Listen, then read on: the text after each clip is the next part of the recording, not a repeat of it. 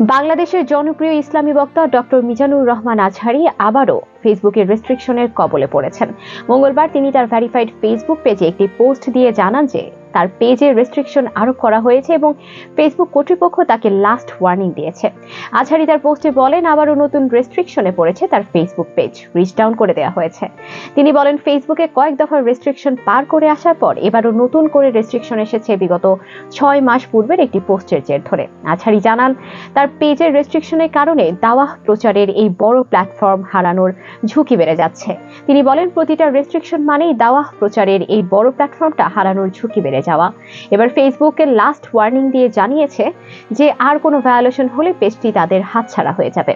আজহারী তার পোস্টে উল্লেখ করেন যে স্পর্শকাতর অনেক বিষয় নিয়ে তিনি ইচ্ছেমতো কিছু লিখতে বা বলতে পারেন না। তিনি বলেন, তাদের অনেক সীমাবদ্ধতা রয়েছে, এটা বোঝাতেই এই পোস্ট।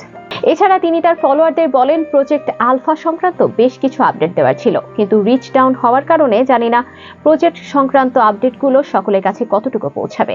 তিনি তার নিয়মিত আপডেটগুলো ম্যানুয়ালি চেক করার অনুরোধ জানিয়েছেন এবং অফিসিয়াল ফেসবুক ব্রডকাস্ট চ্যানেলে জয়েন করার আমন্ত্রণ জানিয়ে একটি লিংক শেয়ার করেছেন।